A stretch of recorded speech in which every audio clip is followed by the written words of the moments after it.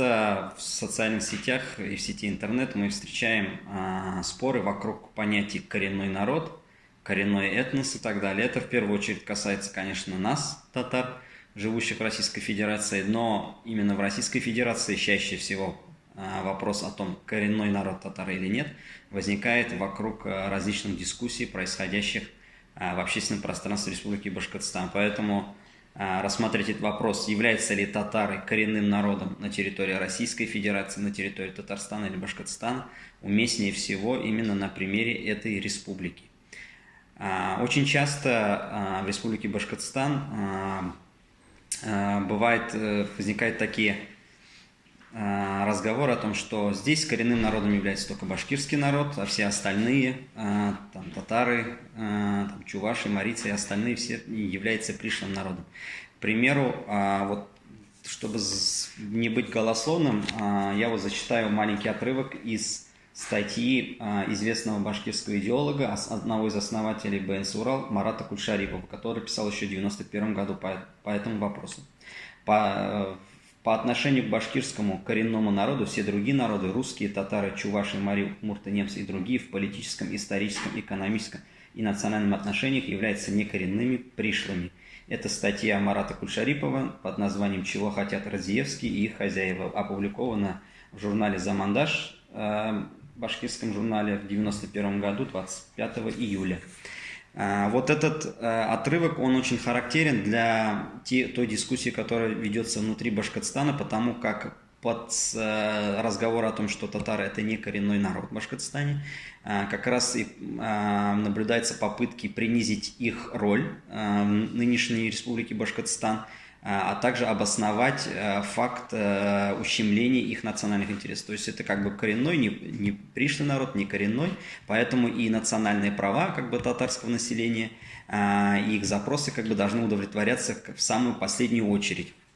Также эту фразу, потому что татары не коренной народ, а именно диаспора, мы также очень часто слышим от официальных лиц. К примеру, в 2019 году во время Дней Татарстана в Башкортостане в своем выступлении Ради Хабиров тоже по ошибке назвал татар, проживающих в этой республике, диаспорой.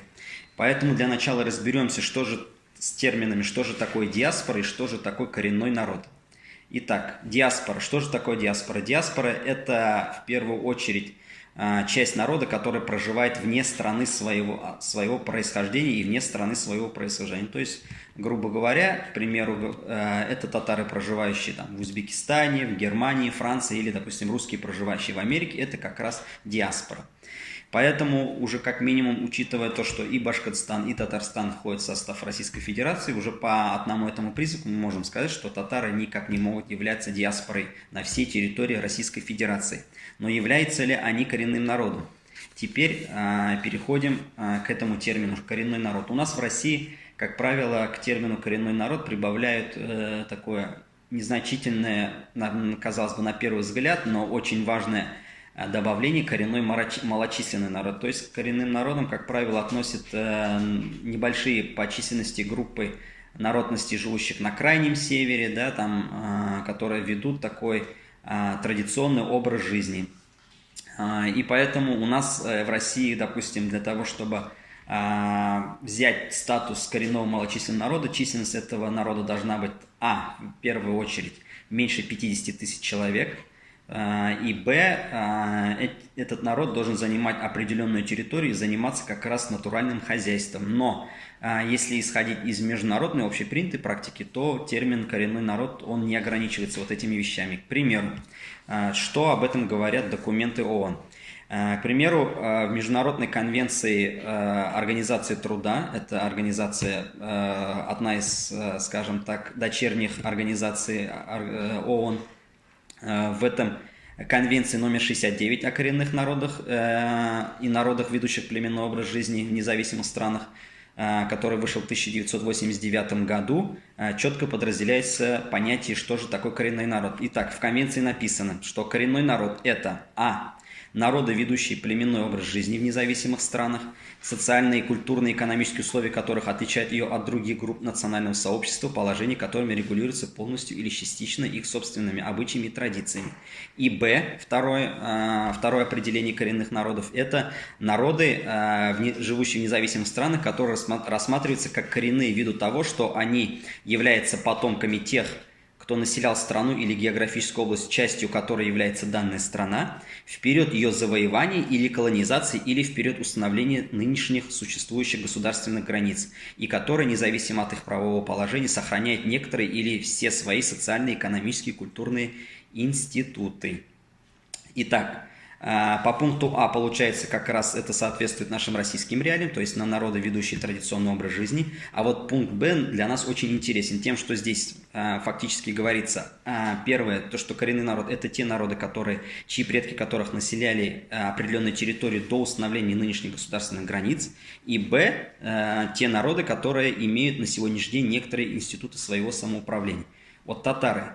На сегодняшний день, если рассматривать Республику Башкортостан, то мы видим, что нынешние современные границы Российской Федерации, вообще российские границы, скажем так, российского государства, здесь были установлены примерно в конце 16 века, тогда, когда эта территория вошла в состав Московского государства. То есть нам нужно установить, в конце 16 века татары проживали на этой территории или нет, до установления современных границ. И второй момент, как я сказал, это наличие некоторых институтов самоуправления. Под институтами самоуправления мы можем понимать как общественные организации, как национально-культурные автономии, так и некие религиозные организации, да, то есть общины, допустим, махалля при мечетях. Это все у нас относится к определенным институтам национального самоуправления. Это все у татар есть. Теперь по первому пункту. Татары. Когда же появились татары на территории нынешней республики Башкортостан? Все исторические, скажем так, факты говорят о том, что татары, предки современных татар, появились на территории нынешнего современного Башкортостана как минимум уже в конце XI века.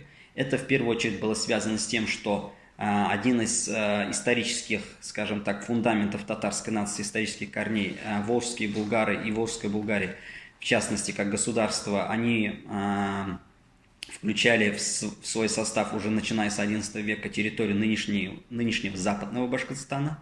И Б, также это связано с тем, что как раз территория нынешнего западного Башкортостана, восточного Татарстана, тоже примерно в конце XI века, начала активно заселяться кипчакскими татарскими племенами, которые сюда мигрировали с территории Средней Азии.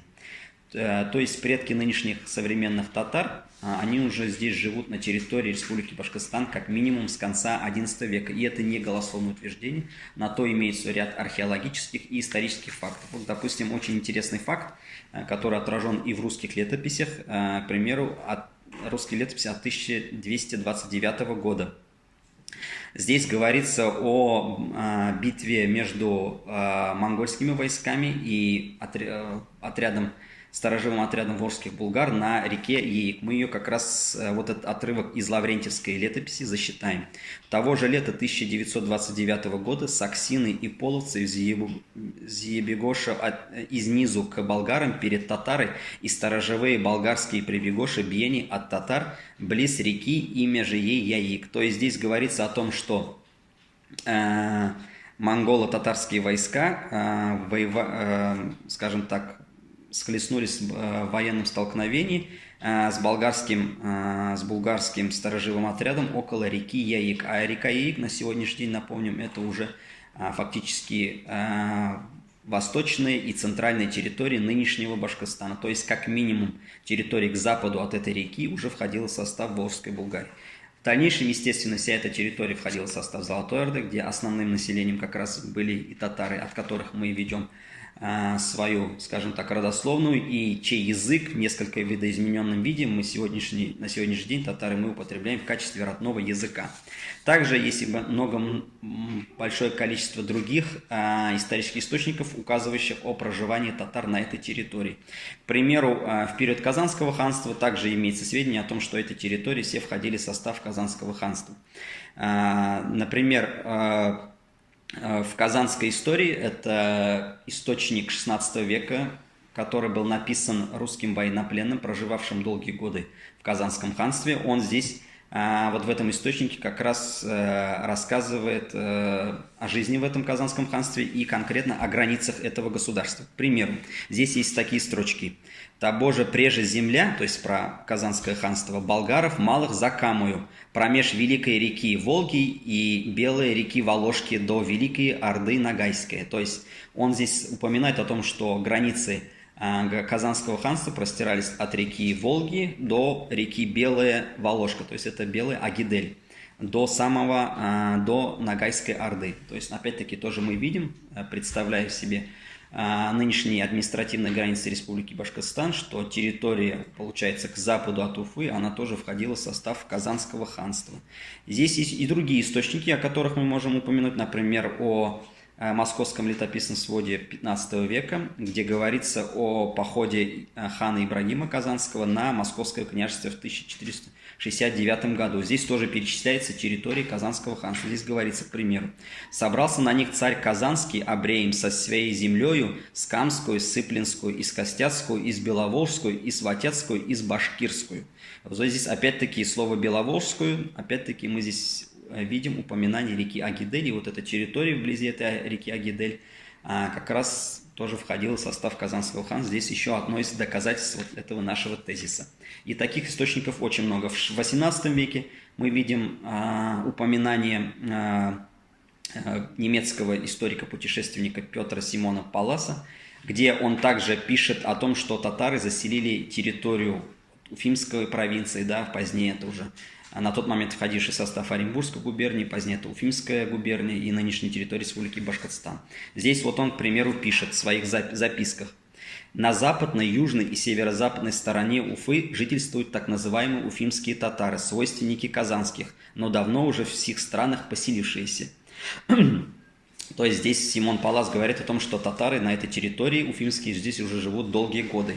Они составляют, то есть уфимские татары, в околотках между реки Белую и Ик многочисленные жилища. То есть мы представляем на сегодняшний день территорию нынешнего западного Башкортостана, да, то есть между Агиделью и рекой Ик, которая граничит между Республикой Татарстан и Башкортостан, и видим, что Паллас, описывая 18 век, пишет, что здесь живут татары. Сии татары из всех уфимских селенников бесспорно самые прилежные земледельцы и по большей части люди неубогие. Кроме сей малой разности в платье, другой ни в языке, ни в обыкновениях между уфимским и казанскими татарами, которые в уфимской провинции великое множество живут, перемешавшись, приметить не можно. То есть здесь Симон Паллас, во-первых, четко разделяет татар, которые живут на этой территории, говорит, что тех татар, уфимскими, которым он называет, которые здесь живут издавна, они практически ничем не отличаются от так называемых казанских татар, которые переселились сюда совсем недавно, в 18 веке, мигрируя сюда от насильственной христианизации. То есть по всем источникам, и средневековым, и нового времени, и источникам 18 века, по всем этим источникам мы видим, что татары, во-первых, заселяли территорию нынешнего Башкортостана уже со времен Средневековья, то есть с 11-12 веков, и то, что эта территория издавна входила в состав татарских средневековых государств. К чему я это все говорю? К тому, что как раз вот соотнеся вот эти исторические данные с определениями Организации Объединенных Наций о понятии коренной народ, мы видим, что татары Башкортостана по всем международным нормам является полноценным коренным народом Башкортостана. Поэтому этот тезис о том, что татары коренной народ Башкортостана, мы можем говорить с полной уверенностью. Это не какие-то там умственные конструкции, это не какие-то выдуманные конструкты, это как раз реальный факт, который основывается на этих международных данных. Почему это важно? В первую очередь это важно для самих татар, проживающих на территории нынешнего Башкортостана, потому как, зная этот факт, то, что мы являемся жителями этой республики уже издавна, истори, мы можем апеллировать к тому, что мы такие же как полноценные граждане, мы ничем не отличаемся от башкирской части населения Республики Башкортостан, и поэтому мы также имеем те же национальные и гражданские права. Это очень важно, потому как те люди, которые выступают за игнорирование национальных прав татар, проживающих на территории нынешней Республики Башкортостан, как раз любят козырять тем, что татары – это пришлый народ, который мигрировал на чужие земли. по всем международным нормам и по историческим данным мы видим, что это не так, и то, что татары являются полноценным коренным народом Башкортостана.